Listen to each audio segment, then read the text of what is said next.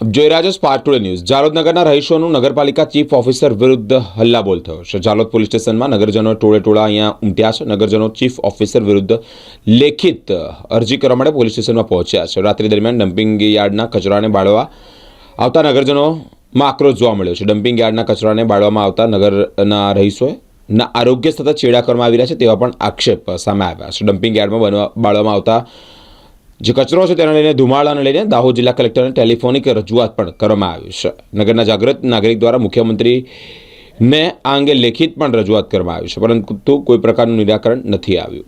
અત્રે ઉપસ્થિત બધા લોકટોળા, બધી સોસાયટીઓ, મતલબ પંચશીલ સોસાયટી, અગ્રવાલ સોસાયટી, ભગીરથ સોસાયટી અને ગામના રહીશો કે જે અત્યારે પોઝિશન એવી છે કે સવારમાં હિલ સ્ટેશનમાં સવારમાં કેવું ધુમ્મસ હોય એ ટાઈપનું ધુમ્મસ અત્યારે આ રાત્રે 8 વાગે એવું જોવા મળે છે। એટલે લોકો કંટાળીને ભેગા થાય, શ્વાસ સાથે ચેડા થાય, એના અનુસંધાન ભેગા થાય, પોલીસ સ્ટેશનમાં આ સીઓ વિરુદ્ધ કાર્યવાહી કરવા માટે અરજી ઉપસ્થિત કરેલ છે અને એમની વિરુદ્ધ અમે કેટલી વાર એમને રજૂઆત કરી છે આ અધિકારીને, તેમ છતાં એ રીતે જ વાત કરે છે કે હું જોઉં છું કાર્યવાહી સંકલનની મિટિંગ પછી જોઉં છું, પણ અત્યાર સુધી કેટલી વાર લેખિત અમારા લેટર પેડ પર લેખિત રજૂઆત કરી છે, વારંવાર બી મૌખિક રજૂઆત કરી છે, જેમ છતાં કોઈ એનો જવાબ અમને સંતોષકારક જવાબ મળતો, મતલબ ગોળ જવાબ આપે છે।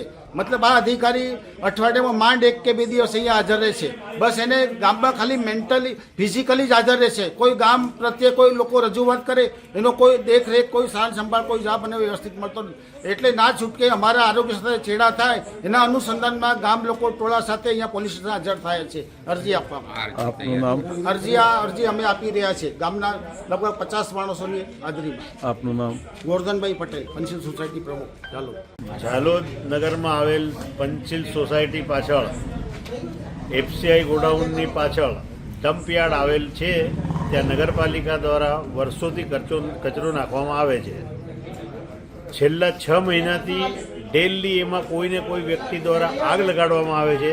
તેની રજૂઆત પંચશીલ સોસાયટીના વ્યક્તિઓ દ્વારા લેખિત, મૌખિક, પત્રકાર દ્વારા વારંવાર કરવા છતાં અમોને એવું આશ્વાસન આપવામાં આવે છે કે આ ડમ્પ બીજી જગ્યાએ એક્વાયર કરેલ છે અને ટૂંક સમયમાં ત્યાં ખસેડી લેવામાં આવશે તેવું દરરોજ કહેવામાં આવે છે અને દરરોજ ત્યાં આગ લગાડવામાં આવે છે તો અમારા સ્વાસ્થ્ય જોડે ચેંડા થાય છે, શ્વાસ લેવામાં પણ તકલીફ પડે છે।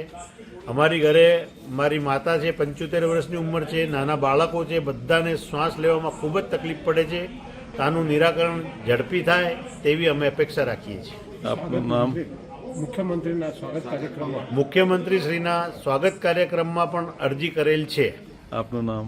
મનોજભાઈ અગ્રવાલ, રહેવાસી પંચશીલ સોસાયટી, જાલોદ।